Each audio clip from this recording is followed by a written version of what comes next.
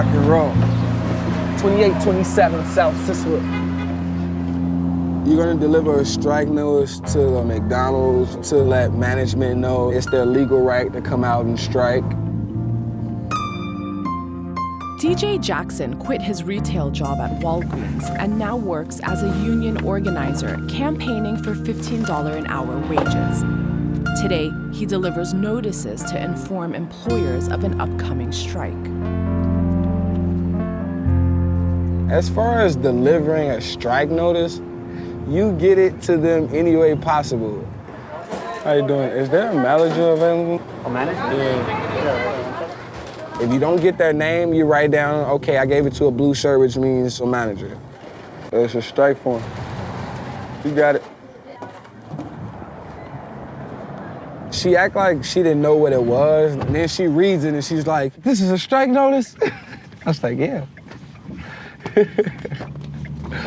It's fine. To see their faces, oh my God, they're gonna strike.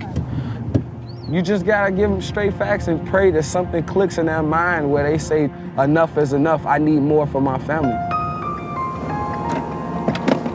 But the union job also brings a new financial stress to DJ's life.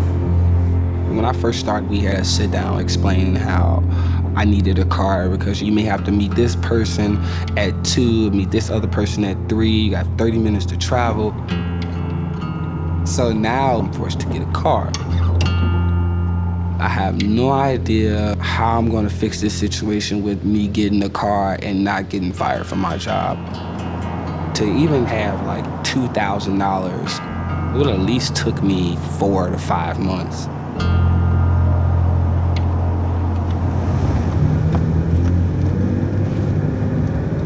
We're headed to the auto mechanic to make an appointment, see about getting this heat kicking in. Got to have some heat in this car. The rest of the week is gonna be cold. I got a figure in my head, you know, what I won't pay because I'm already down and I don't need not go any further.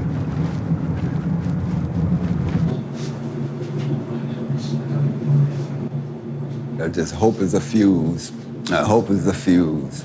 So I hope it is. Fuses are good. If that's all good, it's probably got a bad resistor or a blower motor. So. But what type of job is that? Put the blower motor on. I got to know how much it is first, you know.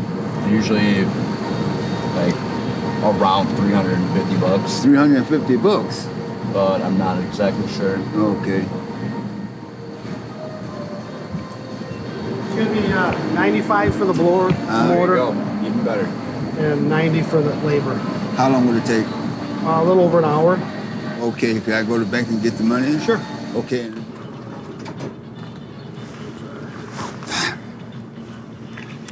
I'm a penny pitcher, but I, you know, let it go to other calls. So thanks again, man. All right, bud. You take care. I will. Well, can't beat this with a stick. Got heat. That's the main thing. These old bones can't take much more of it, and I know she can't take it. That's why I let her take my car. Bev's health kind of slows her down a little bit. She has bad knees. Oh, my knee is hurting bad. No, I don't need a cane, it's not gonna help. When I see her walking compared to 20 years ago, it's a lot different. She has to walk slower, she's more cautious about her steps, and to make sure there's nothing in front of her that would cause her to trip or fall. Oh. Bills and medical bills? Yeah. I had a stroke in November. I think I have probably about $8,000 in co-payments. And then the knee surgery, co-payments. Probably about $3,000. And then I'm retiring May 16th. When Bev retires and starts relying on Social Security, the couple's income will fall way short of covering their bills at a time when their house is already in danger of foreclosure.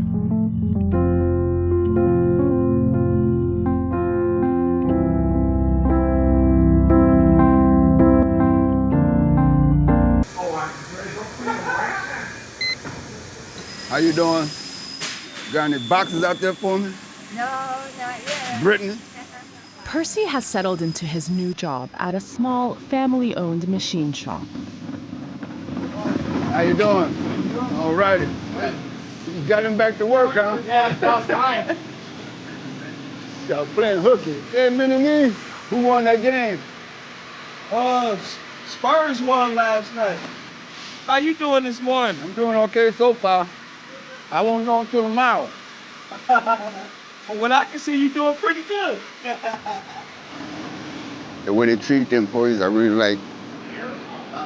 I've never been to a place where the general manager comes out to the floor and speaks to every employee individually, asks them about their families, how they're doing.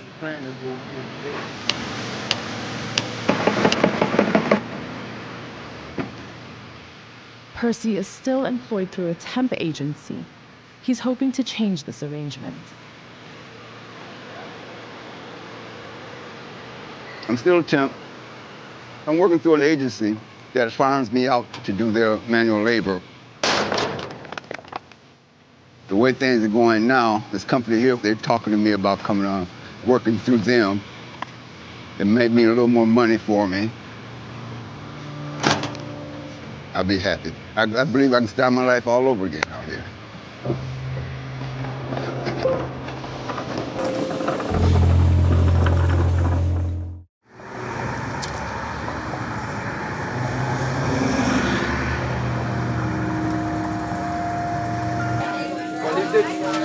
Just tomato and garlic.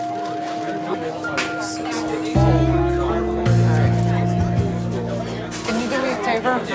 Wrap up their pizza here. Barb, give me 1 second, okay? It's Thursday at Rosangela's, the part-time job that's been a constant in Amelia Stancotti's life for several decades. I saw him. Give me 1 second. Tony, you want root beer? Her one shift a week attracts friends and plenty of family, including her daughter Nicole, sister Simona, and grandson Anthony. Anthony's looking for the chocolate. Oh, yeah, never mind, Mom.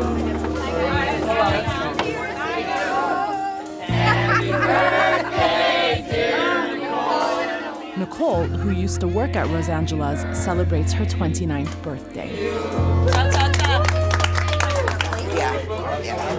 I liked working here. I'd love to come back. I did the phone. I was a phone girl is what we're called. We always worked together fine, and I usually, like, if I was going to be in trouble for something or if I did something, like I got my tongue pierced, and I decided to wait till I came here to tell her because she couldn't beat me in public. Hold on, just take the plate. I'm going to take this and put it here. Nothing but class, Mom. Nothing but class. Classy place, you know what I mean? We're just classy people. With my daughter, I was not a good mom. Today, she's my best friend. Amelia has been in recovery from substance abuse for 23 years. When her daughter was born, Amelia's drug use caused her to miss the first 6 years of Nicole's life. It's over, and it's been over. She hasn't made bad choices like that in a long time. And I think she's grateful that I've forgiven her. I think even more importantly, she's forgiven herself. All right, now we can go.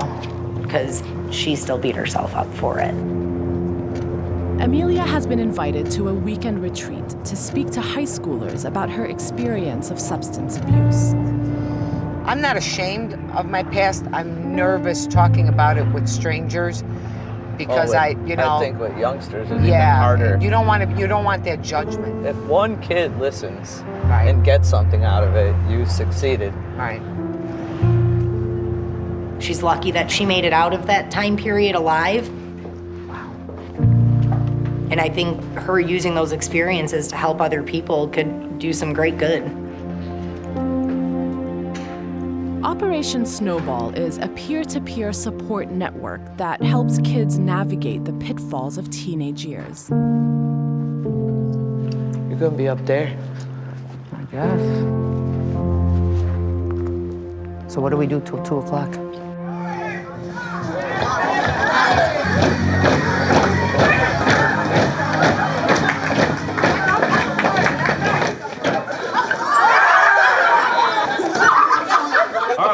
kill today. I'm gonna kill it. I'm gonna give a little introduction. Okay. I'm gonna set an expectation early that this is a real life experience. You can't get more raw than this. So, okay, let me know if you need anything.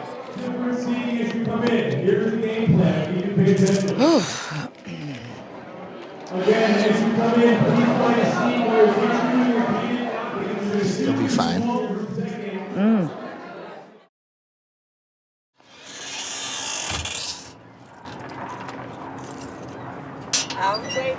How you doing? Hey there, how you doing? I'm good, yourself? All right, all right. I haven't seen my father in a while, and for the last 6 months, I've been going through a lot, losing my grandmother, losing my uncle that I lived in a house with, and I just felt like I'll be sick to my stomach if something happens to my father. So I have to learn to put my pride aside and just say, okay, Dad, we have our issues, but we have to at least speak. And also, I have to get a car so I can keep my job. And he knows a lot of people. DJ and his dad have had a rocky relationship. They haven't seen each other in 14 months.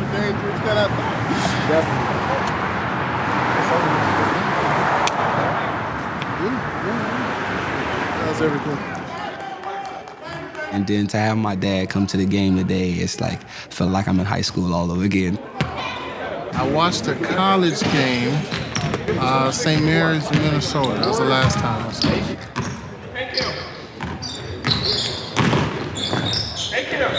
He's still quick. Still very quick. Nice shorts. He seems to be doing well. We've had some mending to do. Myself and his mom became young parents way too early.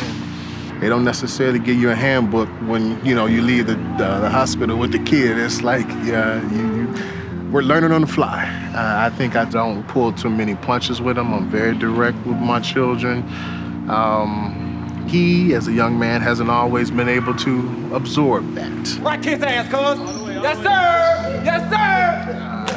That's all right. That's all right. Get back. Good drive, sir. That's a good drive.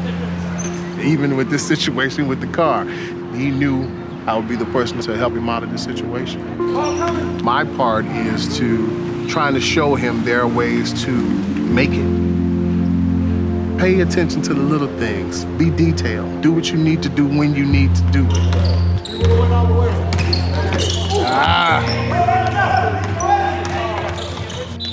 The positive that came out of losing those very important people to me just made me just wake up. Time's not yours. All that other stuff is irrelevant. Are you understanding more about the things I used to tell you? People, places, things, kids, the opposition. Yeah. We have not always agreed. I mean, we're still trying to find the ways to fix things, and that's that. There's no point to talk about. There's no point at all.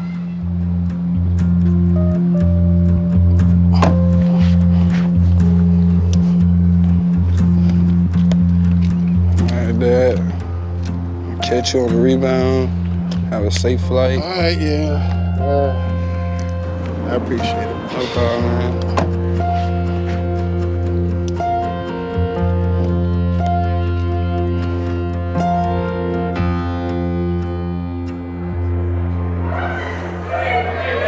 As for me, there's no way in hell that I will not be in my kid's life. You're a big boy now, and now it's time for you to go get baptized now. You asked for it, and this is what's gonna happen. What they gonna do, put you in the water? It's just like swimming in the pool. You gonna get right back up, and after that, it's over. No crying. Somebody else cry, you laugh, honestly. It takes 2 seconds, okay? Come on, let's do this. Let's get dressed. My brother, we baptize you in the name of the Father, in the name of the Son, and in the name of the Holy Ghost. And Somebody ought to say thank you, Jesus. Say, I know I've been baptized. Yeah. You ready? Come on, my brother, we baptize you in the name of the Father, in the name of the Son, and in the name of the Holy Ghost.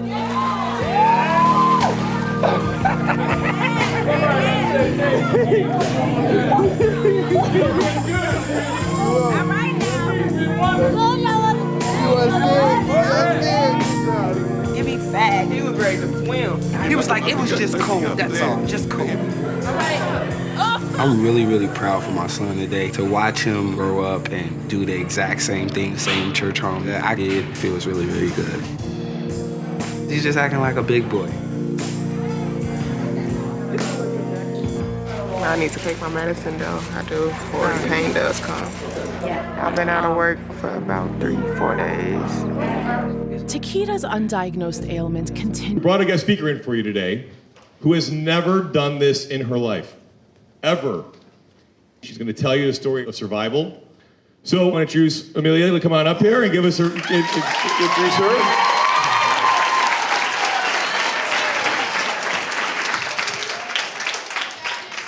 I am really, really nervous. And I think because it's, I need to talk to you about my own struggles with drugs and alcoholism, and it all started at your age. I moved here from Italy. I was 10 years old. I remember walking through the hallways and people would just walk by and hit my books, you know, and they would fall and I would just cry because I couldn't protect myself. I didn't speak any English. And sometimes it still gets emotional, but that set the tone for probably the next 15 years of my life. When I went to middle school, I remember this kid, he was cool, and he asked me if I wanted to smoke a cigarette. And I thought, hell yeah, I'll smoke a cigarette. We went behind the tree and smoked a cigarette, and then he said, you want to hit off of this? And it was a joint. And I gotta tell you, I took a hit off that joint and I thought I was a different human being. I went from smoking pot with that kid to doing acid. Anything that made me forget about who I was, where I was at, and what I looked like was what I wanted. I wanted what you had. I wanted your mom and dad. I wanted your blonde hair. I wanted your blue eyes. I wanted your I wanted your legs. If I could have all of that, I'd be happy. And I wanted to be somewhere else. I think I was always trying to commit suicide, but I didn't have the guts to actually do it. I gotta tell you where drugs took me. Crack cocaine absolutely took every single thing that I had. I had no morals left by the time I was done. I was about 75 pounds, almost 80 pounds when I got sober. I met the man of my dreams. You know, we all have one of those. And 2 years later, I am pregnant with my daughter. And everybody asked me to abort because I was a drug addict. And I said, no, I was gonna have this baby, you know, because I'm just fine. This is great, I'm gonna have this baby. I had this baby. This gets a little tough for me. I remember when my daughter was 6 months old and we had no food for her. She hadn't eaten in 2 days. And she had cried for about 48 hours. And I finally took the bus, took 2 buses to my mother's house. It was the week before Easter. And my mother answered the front door and I said, I can't take care of her anymore. And I left her there and there she lived. My daughter was 6 years old when I got sober. She hated me. She despised me. And, you know, today I can tell you that I have a great relationship with her, but I had to work my ass off to gain that respect from her. I know I'm jumping back and forth, but I just want to say that I went and sat and watched one of your groups, and I got to tell you how envious I was to watch you guys interact. I never had that kind of a group where you guys support each other and you tell each other how everything's going to be okay. Because I think ultimately that's what we're all looking for, isn't it? For somebody to say you're okay. You're going to be okay. You're going to make it no matter what happens. Maybe I can't do this alone, but we together we can do it. And I think that that's what this group does. It says we as a group can do this. And I'm honored to be here. Thank you so much.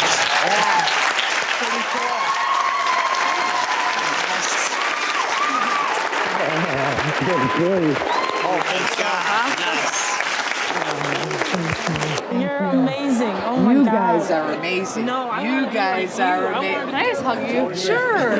Oh my God. But didn't you feel good when you stopped? Yeah. You had to have felt like $1 million. Yeah. Look at you. You're healthy. You're young. You're in good shape. I mean, are you kidding me? Yeah. I could have gone down the same road you did, and it was so. It was so inspirational, like to hear, like, see how strong you are today.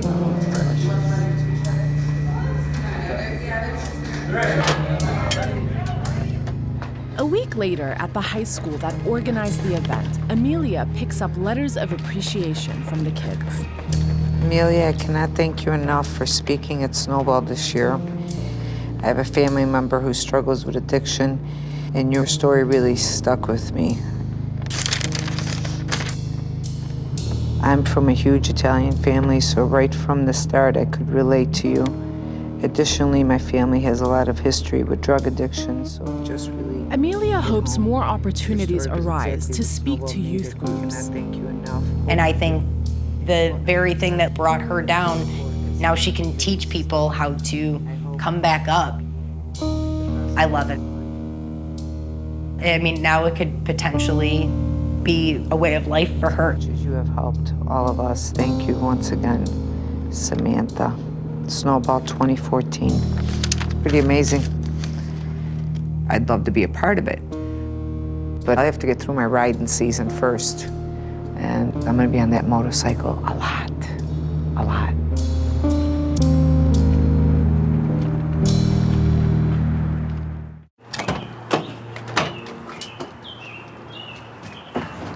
For my degree, I needed an internship.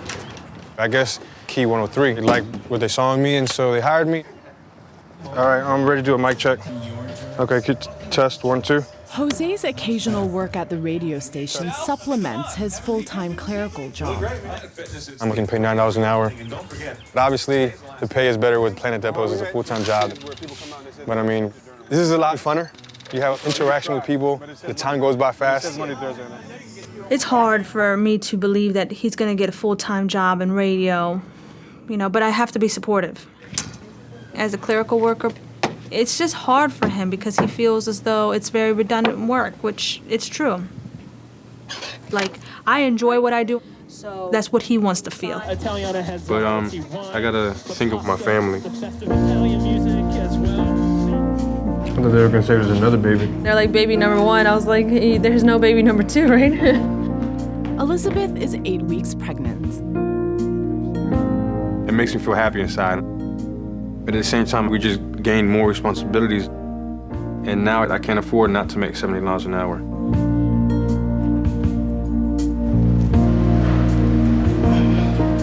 Me di cuenta que necesitaba un trabajo más, ¿sí? Tengo trabajando como busboy. Hilton's hope of being able to make it on just one job proved short-lived. In addition to car expenses, Hilton and Diana just received the medical bills from the pregnancy and miscarriage. The medical bill was like $13,200.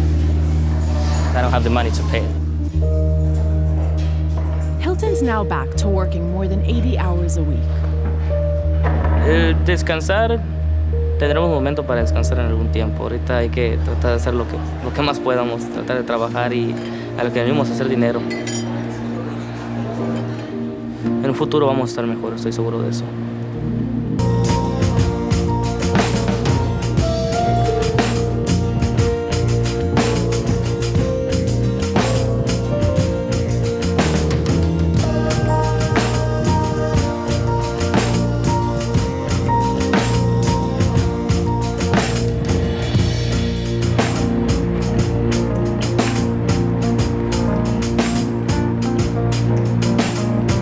We're trying to vote for the minimum wage increase on November the 4th, and I'm trying to make sure we all go out and vote for it.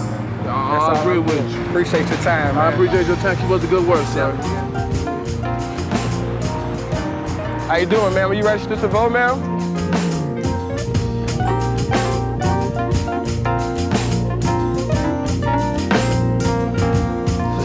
You're so true.